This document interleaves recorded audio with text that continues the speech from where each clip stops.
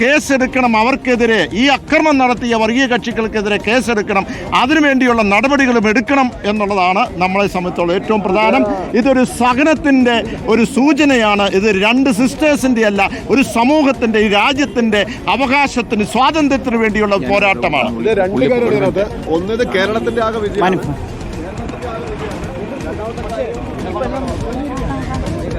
കന്യാസ്ത്രീകൾക്ക് ജാമ്യം ലഭിച്ചിരിക്കുകയാണ്. തീർച്ചയായും ഇത് എങ്ങനെ പറയണം, എങ്ങനെ സന്തോഷിക്കണം അറിയത്തില്ല. ഒത്തിരി നന്ദി ഒത്തിരി ആളുകളോട്. കാരണം ഈ വലിയ സമ്മർദ്ദങ്ങൾക്കിടയിൽ നിങ്ങൾക്കറിയാം, ഇവിടെ വലിയ രാഷ്ട്രീയ നാടകങ്ങളൊക്കെ ഉണ്ടായി.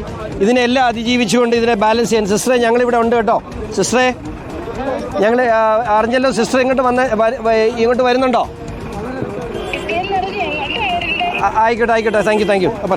ഒരു പ്രധാനപ്പെട്ട കാര്യം, അവസാന ദിവസം ഛത്തീസ്ഗഡ് ബി.ജെ.പി ഒരു പോസ്റ്റ് വന്നിട്ടുണ്ട്. അപ്പോൾ ഇവിടുത്തെ ബി.ജെ.പി നേതൃത്വം ഇപ്പോഴും എതിരാണോ? നിങ്ങൾ എന്താ ഈ പറയുന്നത്? അവരെതിരാണെങ്കിൽ ജാമ്യം കിട്ടുമെന്ന് വിശ്വസിക്കാൻ മാത്രം ഛത്തീസ്ഗഡ് ഗവൺമെന്റ് എതിര് നിന്നാൽ ഇവിടെ ജാമ്യം കിട്ടുമെന്ന് വിശ്വസിക്കാൻ നിങ്ങൾക്ക് അറിയാമല്ലോ ഇവിടെ എന്താ നടന്നതെന്ന്. ഇവിടെ എത്രമാത്രം പാടുപെട്ട് ഇത്രയും വലിയ പ്രതിസന്ധിയും ഇത്രയും വലിയ സമ്മർദ്ദങ്ങളെ അതിജീവിച്ചുകൊണ്ട് ഞങ്ങൾക്കൊപ്പം നിൽക്കാൻ കാണിച്ച മര്യാദയ്ക്ക് ഛത്തീസ്ഗഡ് ഗവൺമെന്റിനോടും ഇവിടുത്തെ മുഖ്യമന്ത്രിയോടും ഹോം മിനിസ്റ്ററോടും അതോടൊപ്പം ഈ എല്ലാ ആരോപണങ്ങളെയും നേരിട്ട്, എല്ലാ പ്രതിസന്ധികളെയും നേരിട്ട് ഞങ്ങളോടൊപ്പം നിന്ന രാജീവ് ചന്ദ്രശേഖർ, ഈ വിഷയത്തിൽ നേരിട്ട് ഇടപെട്ട് നീതി ലഭ്യമാക്കുമെന്ന് പറഞ്ഞ പ്രധാനമന്ത്രി, അതുപോലെ ഹോം മിനിസ്റ്റർ, ഇവരോടൊന്നും എത്ര തീർത്താത്ത നന്ദിയുണ്ട്. വളരെ പ്രധാനപ്പെട്ട കാര്യമാണ്. ഈ രൂപത്തിലാണ് പ്രതികരണം. ഇവിടെ എല്ലാവരും വലിയ സന്തോഷത്തിലാണ് എന്നുള്ളത് തന്നെയാണ് ഈ മനസ്സിലാക്കാൻ കഴിയുന്നത്. അതായത് അനൂപ് ആൻ്റണി ഉണ്ട്. അനൂപ് ആൻ്റണി ഈ സംഭവം നടന്നതിന് പിന്നാലെ ഇവിടെ എത്തിയ ആളാണ്, ബി.ജെ.പിയുടെ പ്രതിനിധിയായി. ഇപ്പോൾ എങ്ങനെയുണ്ട്, എന്താണ് ഇപ്പോൾ മനസ്സിൽ? ഞാൻ തിങ്കളാഴ്ച വന്നതാണ്. ഒരു 12,000 കിലോമീറ്റർ തന്നെ ഞാൻ യാത്ര ചെയ്തിട്ടുണ്ടാകും ഇതിനു വേണ്ടിയിട്ട്. ഉറങ്ങിയിട്ടില്ല ദിവസങ്ങളായിട്ട്. അതുകൊണ്ട് തന്നെയും ഇതൊരു വലിയ വിജയമാണ്. അതുകൊണ്ട് തന്നെ ആദ്യമായിട്ട് ബി.ജെ.പിയുടെ ദേശീയ നേതൃത്വത്തോടും അമിത്ഷാജിയോടും പ്രധാനമന്ത്രിജിയോടും രാജീവ് ചന്ദ്രശേഖരനോടും എല്ലാം നന്ദി പറയുന്നു. പ്രോസിക്യൂഷൻ്റെ ഈ നിലപാടാണോ ഈ ജാമ്യത്തിലേക്ക് എത്തിച്ചത്? തീർച്ചയായിട്ടും പ്രോസിക്യൂഷൻ്റെ നിലപാടില്ലായിരുന്നെങ്കിൽ ഈ ജാമ്യം ലഭിക്കുമായിരുന്നു. ഈ 2-3 ദിവസം മുമ്പ് തന്നെ ഇതിന് ബെയിൽ ലഭിക്കേണ്ടതായിരുന്നു, ഒരു അട്ടിമറി നടന്നില്ലായിരുന്നെങ്കിൽ. കാരണം ഈ ജയിലിൻ്റെ മുമ്പിൽ നടന്ന നാടകം ഒറ്റൊരു കാരണം കൊണ്ടാണ് ഇത് വൈകിയത്. എന്നാൽ പോലും ഇന്നലെ ഞങ്ങൾ വളരെ കൃത്യമായി മുമ്പോട്ട് കൊണ്ടുപോയി. പ്രോസിക്യൂഷൻ്റെ ഭാഗത്ത് നിന്ന് ഒരു വലിയൊരു സപ്പോർട്ടാണ് ഈ വിധിക്ക് പിന്നിൽ. ക്രെഡിറ്റ് തട്ടാനുള്ള ഞങ്ങൾക്ക് ക്രെഡിറ്റ് ഒന്നും വേണ്ട, ഞങ്ങൾ ഇവിടെ പണിയെടുക്കാൻ വേണ്ടി ഓക്കെ വന്നു, ജാമ്യം നേടിക്കൊടുത്തു, അത് കഴിഞ്ഞു എന്നതാണ് അനൂപ് ആന്റണി പ്രതികരിക്കുന്നത്. നമുക്ക് പി ആർ സുനിലേക്ക് പോകാം. പി ആർ സുനിൽ, 9ാം ദിനം കന്യാസ്ത്രീകൾ പുറത്തേക്ക് എത്തുകയാണ്. അവർക്ക് ജാമ്യം ലഭിച്ചിരിക്കുന്നു. ഇക്കാര്യത്തിൽ പ്രോസിക്യൂഷന്റെ എതിർപ്പ് ഇന്നലെ ഉണ്ടായി എന്നുള്ള ഒരു ഭാഗമുണ്ടായിരുന്നു. എന്നാൽ ഇന്നിപ്പോൾ ആ എതിർപ്പിനെ പോലും കോടതി പരിഗണിച്ചിട്ടില്ല എന്നതല്ലേ മനസ്സിലാക്കേണ്ടത്? അല്ലെങ്കിൽ ആ എതിർപ്പ് കാര്യമായ ഒരു എതിർപ്പായി കോടതിക്ക് തോന്നിയില്ല എന്ന് വേണ്ടേ കരുതാൻ? സുജിയ, തീർച്ചയായും ഛത്തീസ്ഗഡ് സർക്കാരിന്റെ ഈ വിഷയത്തിലെ എതിർപ്പ് കോടതി കാര്യമായി എടുത്തിട്ടില്ല.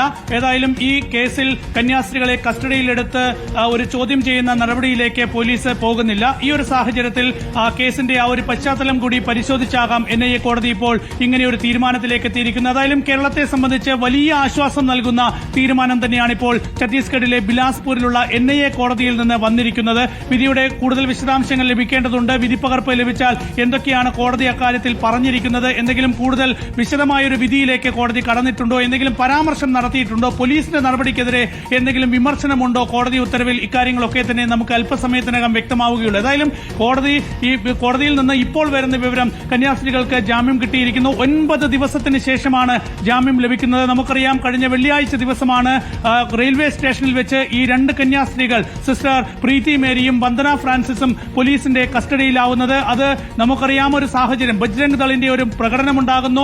അവിടെ ജോലിക്കായി, ആഗ്രയിലെ മഠത്തിൽ ജോലിക്കായി 3 യുവതികളെ കൊണ്ടുപോകാനുള്ള, അവരുടെ സ്വന്തം ഇഷ്ടപ്രകാരം അവരെ കൊണ്ടുപോകാനായി ദുർഗ് റെയിൽവേ സ്റ്റേഷനിൽ എന്തൊക്കെയാണ് ഉപാധികൾ എന്ന വിവരം കൂടി വരുന്നുണ്ട് കോടതിയിൽ നിന്ന്. പ്രോസിക്യൂഷൻ കാര്യമായി എതിർത്തിട്ടില്ല എന്നതുകൂടി നമ്മുടെ റിപ്പോർട്ടർ മുബഷിർ ഇപ്പോൾ അറിയിക്കുകയാണ്.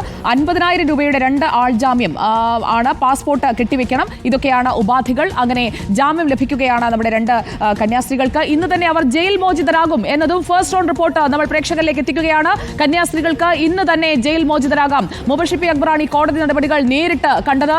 മുബഷിർ, ഇന്ന് ബിലാസ്പൂരിലെ NIA കോടതിയിൽ ഈ വിധി പ്രസ്താവത്തിലേക്ക് എത്തുന്ന ആ മിനിറ്റുകൾ വളരെ നെഞ്ചിടിപ്പുണ്ടാക്കുന്നതായിരുന്നു.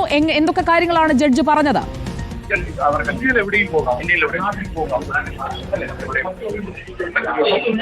സുജയ പാർവതി, കൃത്യം 11:53 കൂടിയാണ് കോടതിയുടെ വിധി, നിർണായകമായിട്ടുള്ള വിധി എന്ന് വന്നിരിക്കുന്നത്.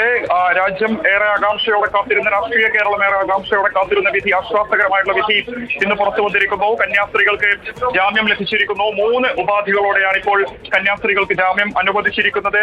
പാസ്പോർട്ട് കെട്ടിവെക്കുന്നതിനോടൊപ്പം തന്നെ 2 ആൾ ജാമ്യം, 50,000 രൂപയുടെ 2 ആൾ ജാമ്യവും അതോടൊപ്പം തന്നെ 50,000 രൂപയുടെ ഒരു ബോണ്ടും ഇവിടെ സമർപ്പിക്കണമെന്നുള്ള നിർദ്ദേശം നൽകിയിട്ടുള്ളത്. ഏറ്റവും പ്രധാനപ്പെട്ട കാര്യം ഇപ്പോൾ പുറത്തു വരുന്നത് കന്യാസ്ത്രീകൾക്ക് ഇന്ന് തന്നെ ജയിൽ മോചിതരാകാൻ സാധിക്കുമെന്നുള്ളതാണ്. ഏറ്റവും ആശ്വാസകരമായിട്ടുള്ള വാർത്തയാണ്. അങ്ങനെ 9 ദിവസത്തിന് ശേഷം കന്യാസ്ത്രീകൾ ജയിൽ മോചിതരാകാൻ പോകുന്നു എന്നുള്ളതാണ് ഏറ്റവും ആശ്വാസകരമായ ജഡ്ജ് സിറാജുദ്ദീൻ ഖുറേഷിയാണ് ഈ വിധി പ്രഖ്യാപിച്ചത്.